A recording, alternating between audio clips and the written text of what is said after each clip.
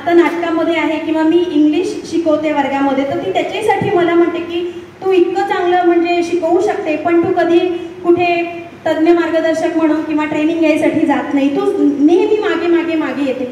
तो कदाचित माझा स्वभाव असला पाहिजे आणि त्या स्वभावामुळे कुठेतरी मी संगीतापासून दूर दूर जात गेले. आणि मग त्याच्यानंतर माझं लग्न होऊन मी चंद्रपुरात आले जवळजवळ, आणि मी जसं सांगितलं की मला गाण्याची आवड होती, ज्याच्यामुळे वरोऱ्यासारख्या छोट्या शहरामध्ये ऑलमोस्ट सगळेच जण मला ओळखायचे की ही गायिका आहे, ही कॉलेज लेवलवरती दिल्लीला जाऊन आली, मुंबईला जाऊन आली, अनेक सत्कार सन्मान गौरव. ते सगळं बघितल्यानंतर मी चंद्रपुरात आली आणि 3 वर्ष कोणालाच माहिती नव्हतं. म्हणजे एक गोष्ट असते की आता मी प्रामाणिकपणे म्हणेन, आणि हे सगळ्यांमध्ये कदाचित असे नाही की आपण जेव्हा आपली ओळख असते एखाद्या ठिकाणी आणि मग आपण येतो आणि आपल्याला नव्याने आयुष्य सुरू करावं लागते, प्रत्येकांसमोर आपल्याला सिद्ध करावं लागते की मला हे येतं, मला ते येतं, मला हे जमतं. आणि मुळात माझा तो स्वभाव नसल्यामुळे मी 3 वर्ष कुठे काहीच करत नव्हते, कुठला कार्यक्रम नाही, कुठली ओळख नाही माझी. मी घरून शाळेत आणि शाळेतून घरी बस इतकाच प्रवास माझा. पण त्याच्यानंतर मी आजही वारंवार इतक्या वर्षांमध्ये प्रत्येकदा हे बोलून दाखवलेलं आहे की माझा जो नाट्य क्षेत्रातला प्रवेश आहे, जी सुरुवात आहे ती बबिताताईमुळे झाली. बबिताताईमुळे झाली म्हणजे तिने सुरुवातीला चिंधी बाजारचं ऑडिशन दिलेलं होतं, त्या ऑडिशनमध्ये ती सिलेक्ट झाली. इतरही पात्र सिलेक्ट झालेले होते जे त्या नाटकामध्ये म्हणजे 5 बोहारणी होतो आम्ही, त्यांच्यामध्ये सगळ्याच जणी सिलेक्ट झालेले होते. 5ही कॅरेक्टर जे आहे ते सिलेक्ट झालेले होते. पण काही कारणास्तव सखू नावाची जी भूमिका होती ते करण्यासाठी पात्र येत गेले, काही दिवस तालमी होत गेल्या आणि मग काही कारणाने ते सोडत गेले. तर अशा पद्धतीने सखूसाठी, सखूच्या भूमिकेसाठी अजूनही कोणी फायनल झालेलं नव्हतं. तर गणपती होता आमच्याकडे आणि ही आली होती आणि म्हणाली की मला लवकर जायचं आहे कारण प्रॅक्टिस आहे, पण एक रोल आहे तर तू करणार का? आणि मी तिला म्हटलं पण मी कधी केलं नाही नाटकात काम, स्टेजवरून एवढं सगळं करायचं आहे. मुळात तर हे सांगेन की नाटक त्याच्या आधी मी कधी बघायला पण गेलेली नव्हती. म्हणजे आम्ही ज्या पद्धतीची नाटकं करतो, आम्ही स्पर्धेतली नाटकं करतो, तर माझ्यासाठी झाडीपट्टी आणि स्पर्धेची नाटकं, व्यावसायिक नाटक सगळं काही एकच होतं. म्हणजे मला त्यातला फरक देखील माहिती नव्हता. तर त्याच्यामुळे हिने जेव्हा मला म्हटलं की करणार का, तर मी म्हटलं मला काही येत नाही, सांभाळून घेणारे असतील समोरचे तर मी करायला तयार आहे. आणि मग ही मला घेऊन गेली तिथे आणि मला एक कागद देण्यात आला आणि म्हटलं की फक्त वाचायचं, फक्त त्या टोनमध्ये वाचायचं, ज्या पद्धतीचा अभिनय इथे दिसतोय अशा अशा प्रकारच्या बाया आहेत, बोहारणी आहेत आणि त्यांच्या ह्या डायलॉग आहे, तर तुम्हाला त्या पद्धतीने वाचावं लागेल. तर मी वाचायला सुरुवात केली. मला जो पॅरेग्राफ दिलेला होता किंवा जे काय डायलॉग दिलेल्या होत्या त्या मी म्हणजे वाचून दाखवल्या आणि मग मला सांगण्यात आलं की झालं, तुमचा रोल फायनल आहे, तुम्हीच करणार आता. आणि जे लोक म्हणतात की नाही की म्हणजे आम्हाला इकडे यायला खूप स्ट्रगल करावं लागलं वगैरे वगैरे, मला यायला अजिबात स्ट्रगल करावं लागलं नाही. म्हणजे समोर अशी प्लेट वाढलेली असते ना, तसं झालं माझ्यासाठी की हा रोल आहे, करणार का, जमलं, झालं. आणि मग हा प्रवास सुरू झाला. त्यावेळेला आमच्या त्या नाटकाच्या दिग्दर्शिका होत्या जयश्री कापसे मॅडम, जयश्री कापसे गावंडे मॅडम.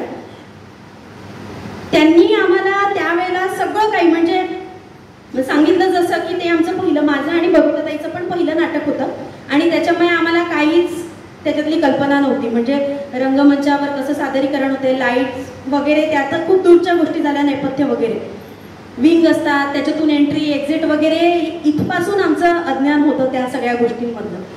आणि मग हळूहळू हळूहळू त्यात आम्हाला म्हणजे तयार करण्यात आलं, आम्ही शिकलो. त्यामध्ये जी भाषा होती ती म्हणजे जी बोहारणींची असते ती भाषा होती आणि आम्ही माहेरी ज्या ठिकाणी राहतो तिथे आजूबाजूला तशी भाषा बोलणारे लोक आहेत, त्याच्यामुळे आम्हाला अजिबात अडचण गेली नाही. म्हणजे ते म्हणायचे की एक शिवी देत आम्ही 2 द्यायचो, म्हणजे त्यांना लाज येईल की काय बोलताय, इतपत आम्ही त्या ठिकाणी मन मोकळेपण. आणि तेव्हा पारितोषिक, आपलं नाव व्हावं, नाटकाचा नंबर यावा वगैरे वगैरे एवढी काही भावना नव्हती, कारण त्याच्या पहिले कधी तो प्रवास बघितलेलाच नव्हता. तर म्हणून आम्हाला फक्त एन्जॉयमेंट होती. तिथे आम्ही गेलो आणि फक्त मन भरून ती जी भूमिका आहे ती पार पाडायची एवढंच माहिती होतं का आपल्याला हे करायचं आहे. असं असं बोलायचं आहे, असं असं करायचं आहे, आणि मजा म्हणून आम्ही ते केलंही. खरं सांगते, पहिल्या नाटकाच्या वेळेला कुठलाच गांभीर्यता आमच्यामध्ये नव्हती. खरं तर आम्ही करत गेलो आणि करता करता मग त्या गोष्टी ज्या आहे की नाही हे सगळं असतं, असं करायला पाहिजे, या पद्धतीने झालं पाहिजे. पण पहिला प्रयोग मात्र आम्ही सहज केला, अगदी सहजपणे.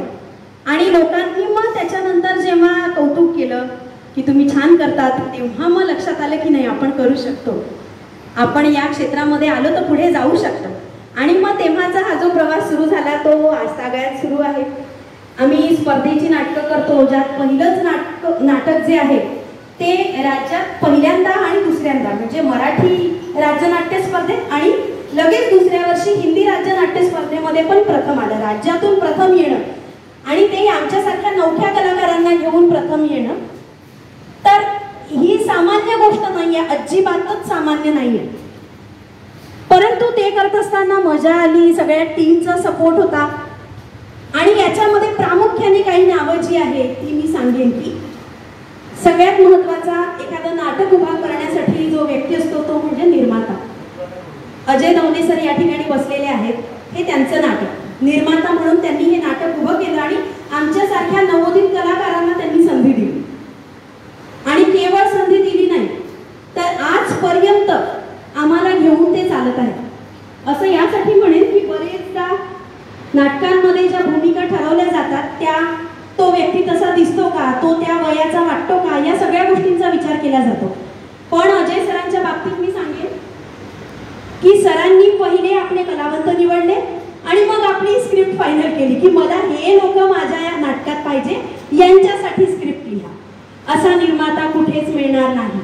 अजय सरांचे याच्यासाठी खूप खूप धन्यवाद की सर आम्हाला आजपर्यंत घेऊन चालत आले आहे.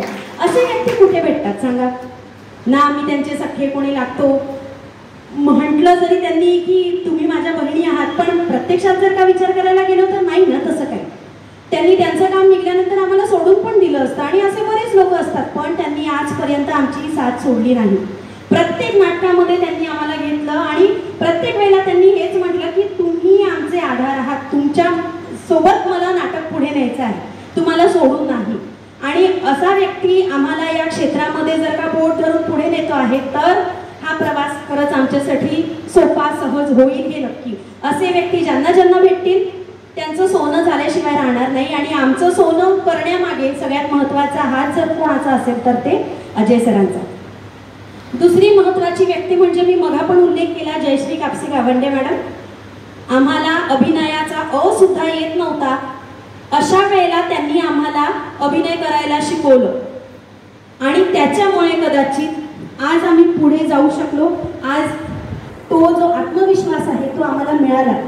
तर याच्या मागे महत्त्वाचा रोल जर का असेल तर तो जयश्री कापसे मॅडमचा नक्की आहे. त्यांनी पण आमच्यावरती खूप विश्वास दाखवला, सतत आम्हाला प्रोत्साहित केलं की तुम्ही करू शकता, तुमच्यात आहे, तुम्ही म्हणजे कोण आर्टिस्ट आहात, तुम्हाला सांगायची गरज नाही पडत, तुम्ही करता बरोबर व्यवस्थित सगळं, असं म्हणून त्यांनी आम्हाला प्रोत्साहन देत छोट्या छोट्या गोष्टींवरती त्यांनी काम करत आम्हाला पुढे नेलं. आणि त्याच्यामुळे कदाचित या मंचावरती आज उभं राहून मी बोलू शकते. तिसरी व्यक्ती या ठिकाणी बसलेली आहे सुशील सहारे सर. सुशील सहारे सर एक म्हणतात की नाही की तुम्हाला एका पुशची गरज असते.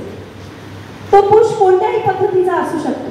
केवळ तुम्हाला इतकं जरी म्हटलं की अरे तू तर सगळं करू शकते, हे एवढं म्हटल्यानंतर पण जो कॉन्फिडन्स मिळतो तो कॉन्फिडन्स देणारी ती व्यक्ती आहे सुशील सहारे सर. त्यांचं जे काही योगदान आहे आमच्या नाट्य क्षेत्रामध्ये ते प्रचंड आहे. त्यांनी बरेचदा आम्हाला छोट्या छोट्या गोष्टी ज्या आहेत त्या सांगितल्या, ज्याच्यामुळे आमचा अभिनय जो आहे तो जास्त चांगला होण्यास मदत मिळाली. आजही जेव्हा मोठमोठ्या लोकांना अभिनय करताना पाहतो तर लक्षात येते की आपण अजूनपर्यंत तिकडे पोहोचलो नाही, तिकडे काय कुठेच नाही पोहोचलो आहे, फक्त आपली सुरुवात झालेली आहे. पण तरी सुद्धा आज या ठिकाणी पोहोचवण्यासाठी सरांचा निश्चित मोठा वाटा आहे.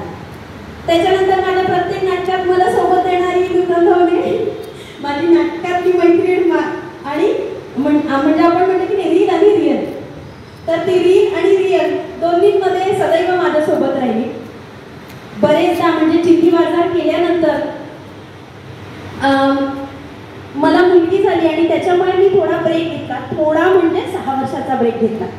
आणि त्या 6 वर्षामध्ये परत नाटकासाठी पदार्पण करताना मला मोठा रोल मिळाला आणखी हॅलो राधा मी रेहाना या नाटकाच्या माध्यमातून.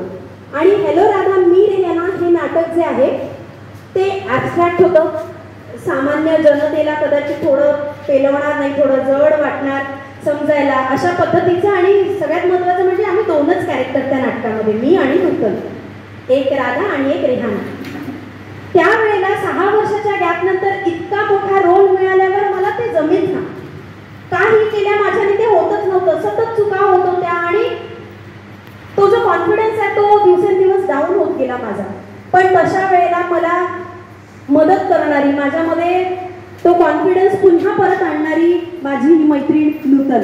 आणि त्या एका नाटकामध्येच नव्हे तर आतापर्यंत मी तिच्यासोबत सगळी नाटकं केली आणि त्या सर्व नाटकांमध्ये तिने मला मदत केली.